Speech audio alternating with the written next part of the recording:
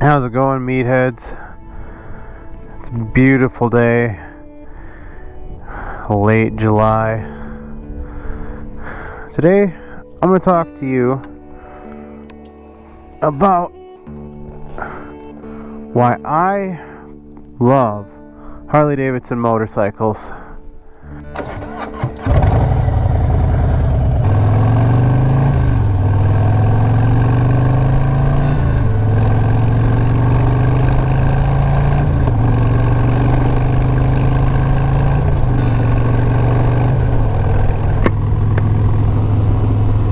So to start off this video, I just want to preface this by saying that this is obviously my own personal opinion, and this is, I guess, my explanation of how I was drawn to Harley Davidson motorcycles.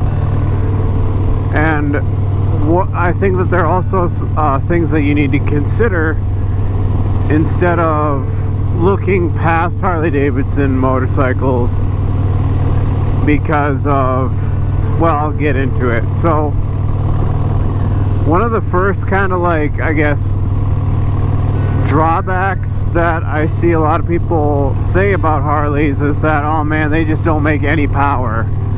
70 horsepower, 30 grand for 70 horsepower, that just seems like a waste. Well, in actuality, yeah, it seems like a waste because that's a peak number, a peak horsepower number. Ooh, look at that Mustang. Nice. You know, peak horsepower is always way up there at the tippy top of the RPM range. You know, it's like, how often in the real world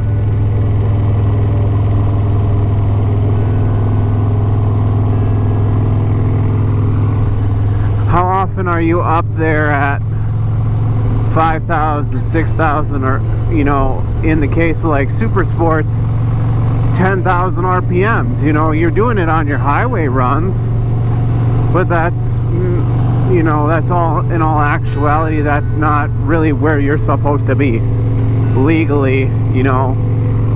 Whereas my Harley makes its power, it's better known for torque, and it makes its torque everywhere in the low RPMs. For this bike specifically, I feel like the power band is from 25 to about 4, and then the horsepower kicks in. But like from 2,000, 2,500 on up to about 4, man, it's just all torque that just pulls you back. And there's something, that's one thing that really struck me when I first rode I think my first Harley I ever rode was a Harley Davidson Sportster Roadster. It was the 1200cc Roadster, and what struck me most was just like right off the bat, it was just torque that just pulls you back. And it just, like, it was addicting, because when I had an FZ07, you know, a lot of people are like, oh, the FZ07 is a torque monster, and it's like, it's more or less actually due to the fact that the thing weighs only 400 pounds soaking wet. It doesn't make a shit ton of power. It just happens to be very well balanced and very lightweight. Whereas these bikes, these big twins, the 103 twin cam and the 107, 114 Milwaukee 8s and the 117, you know, like, they want to just run, and they reward you for it, because they take off like a bat out of hell. And so that's like my number one thing, or the first thing that really drew me into Harley. The next was growing up around guys that, like, my dad originally owned a Honda Silverwing. My uncle rides a Honda Goldwing right now, and he's ridden a Goldwing most of his life. And so coming from Honda guys, like, obviously you hear a lot of negativity about Harleys. Oh, they do this, they do that. But, you know, I was looking at it like, man, they just look better to me than a lot of like the Honda cruisers, the Yamaha cruisers out there. And at the time when I was first getting imprinted on by motorcycles, their Indian wasn't around. So, you know, the only American motorcycles that were around were Victory and Harley. But Harley just had this look, especially with like the Sportster Iron 883. I was like, ooh, that is my jam right there. It's all blacked out. It's low slung. It looks mean. And it was just I liked how narrow the body of the Sportster was. I was like, man, that just looks like it is just lean and mean.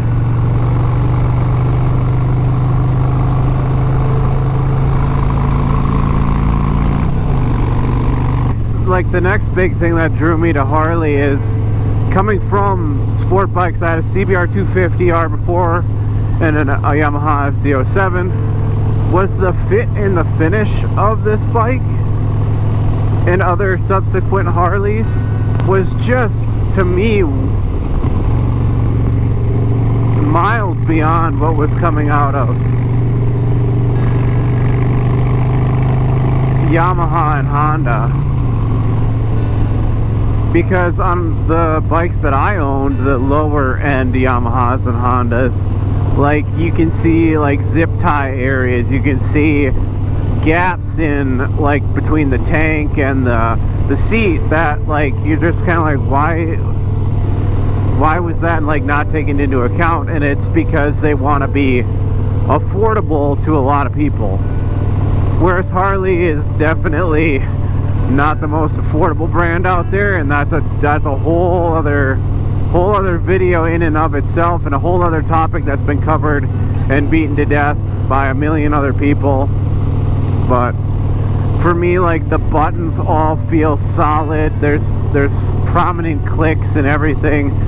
To me, the transmission always feels solid, and there's no floppiness and gross like mushiness in it. It just feels really cohesive, and I guess I don't understand when people say that they don't want a bike or a Harley because the frame flexes. I don't know exactly what they're even talking about, because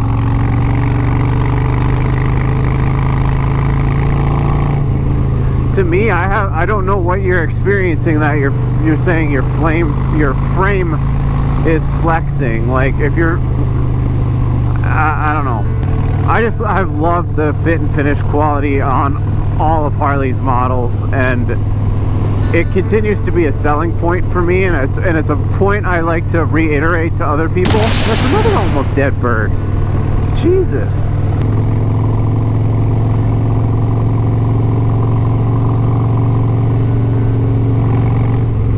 Another little area that I didn't really consider when I was buying my first Harley, which was my Dyna, was the amount of dealership support out there in the United States specifically for Harleys is just unmatched. Like, if I have an issue while I'm riding my bike, and if I'm, you know, there's one within 60 miles or so, I think.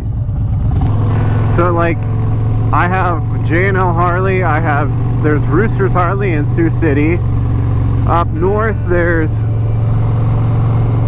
Glacial Lakes Harley Davidson in Watertown, South Dakota.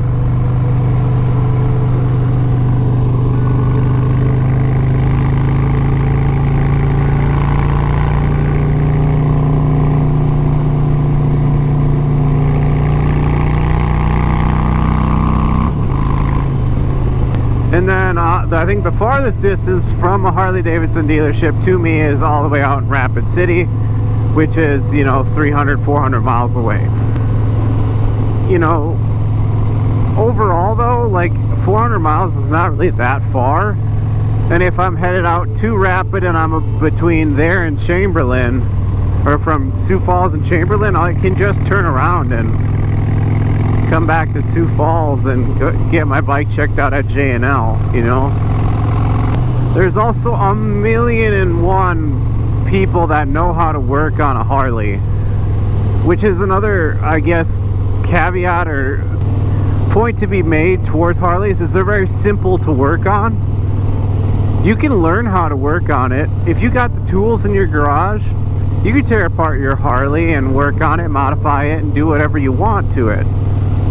For every piece that is on any Harley, there is an aftermarket part for it that is probably cheaper and better made. So realistically, like, if I blow up my motor for whatever reason, and since I'm not in warranty, like, if I wanted to, I can literally go on S&S's website and rebuild my engine.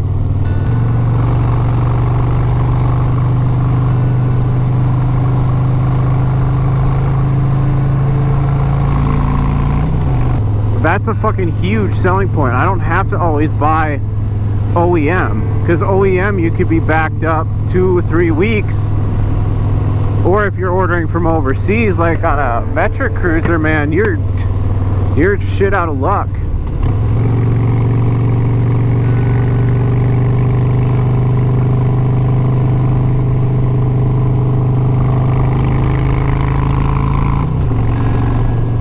And I think the last and the most major and the selling point that got me into Harleys was actually the fact that these bikes have character.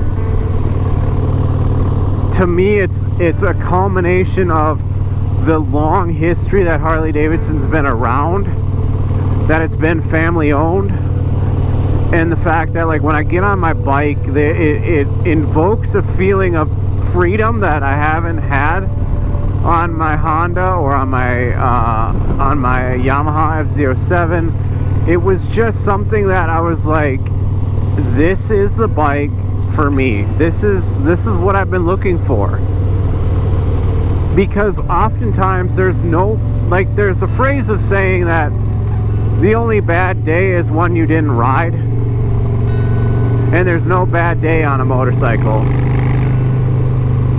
You know, and I didn't have an agreement with that phrase until I started riding Harley, where it didn't really matter if I was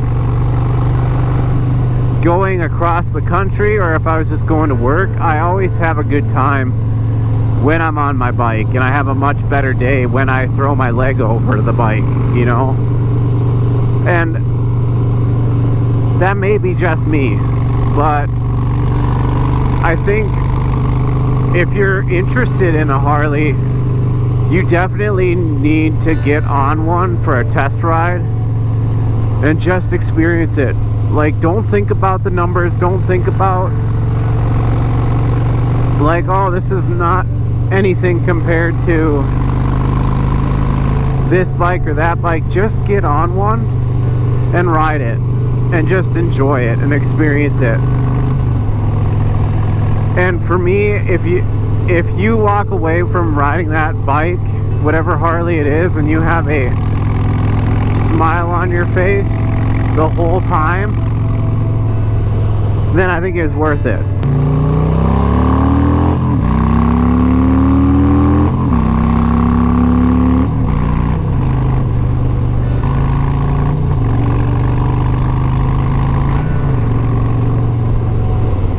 And I think the last but not least part of this video, and part of the probably one of the biggest reasons that most people buy Harleys, is for the sound.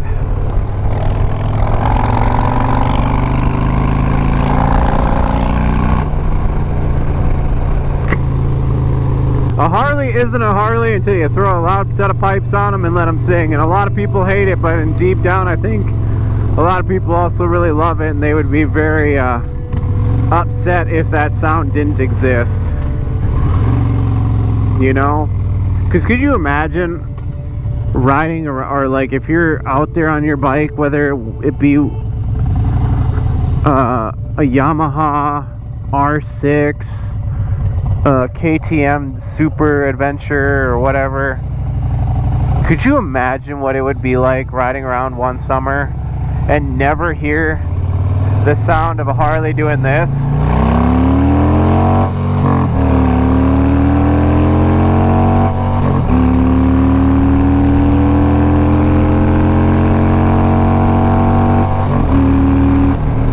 You never hear that?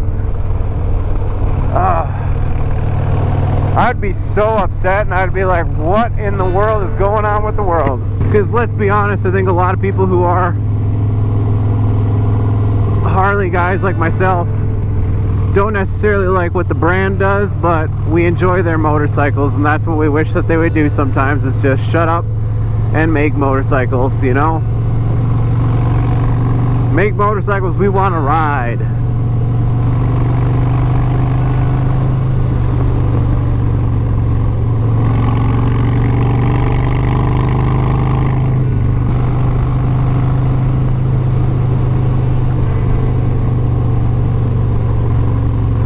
I think anyway, you guys, this is going to be the end of the road for me for today. Hope you all enjoyed the video. Please like, comment, subscribe, whatever you want to do with this video. Be sure to check out any of my other videos. They're going to be up here. And if you want to subscribe, there's going to be a nice little icon right down here in the bottom left corner of the screen. Please consider subscribing, and I will see you all in the next video as I come to a complete stop and